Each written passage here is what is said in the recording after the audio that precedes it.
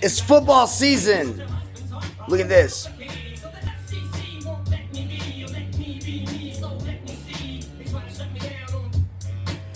The FCC seems to be a bit of a problem for people. Do you ever wonder? You know whose fault it is? Senator Barton. No, Congressman Barton. That fat fucking prick down in Texas. Yeah, that one. I will kill him first. Fucking hate that guy. Oh! See this? Get your guns up. Get your guns up. Fuck that motherfucker. Get your guns up. Some people are just innately impossible when it comes to being non-biased. Some people are just innately impossible of doing the right thing. Justice eludes some people. That's not even a fucking word, but Quaaludes were good apparently according to some people. I never took them. Why? Because I grew up when acid was back. Only a couple of times, at least according to some. Here's the reality of the situation. You want to know what I think? I think a lot of things. I think a lot of things that most of you probably don't think. Because, well, my mind is open. My heart's open too. When you have these two things, you can think a lot of things that other people don't think. You see what I'm saying? You're capable of thinking a lot of things that a lot of other people don't think. Because I'm not sure there's a whole lot of thinking going on. If you've ever gone to the top of a building and watched traffic, have you ever watched traffic from the top of a building? Notice how sequentially it looks like a machine that's running on its own, like an autopilot.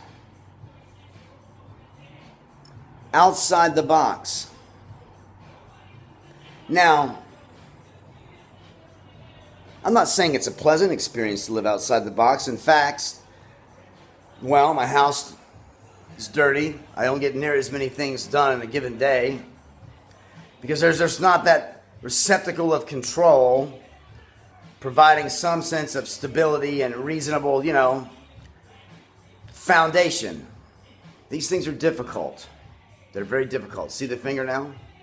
That's why sometimes I wish I was gay. Because if I was gay, then I wouldn't have that problem. I would be the receptacle of control myself. But because I'm not, I have an inherently unnatural way of living that's just by myself is almost impossible. So I either have to make enough money to hire an assistant to live inside my house so that I can get reasonable things done, or I'm fucked. I'm completely fucked.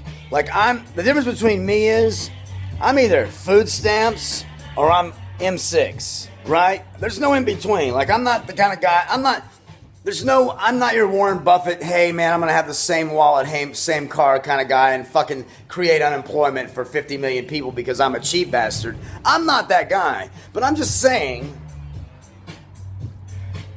that's just me. Some people might say, well, that's whatever, but fuck off. You know what I'm saying? That's all I can say is fuck off. Because the reality is, if you really look at medical terminology and you're smart, you'll realize that something really fucking crooked is going on there. And I'm not so sure the two I'm just saying, what's his name? Asclepius? That's the one they pray to. The guy that could turn the fucking stick into a snake. That's medicine, okay? I'm just saying. I think a lot of things people don't think. But Dr. Rose, Dr. Rose can operate on my cock anytime. If he wants to give me another 1.5 inches so I can walk around with a 9-inch fucking rose with a curve and I can just fucking bang bitches in order to get shit done around the house and not pay them. If Dr. Rose wants to provide that service for me, what I will do is I will agree to an advertising contract for Dr. Rose, and I'll go out sort of like Bobbitt. Remember Bobbitt?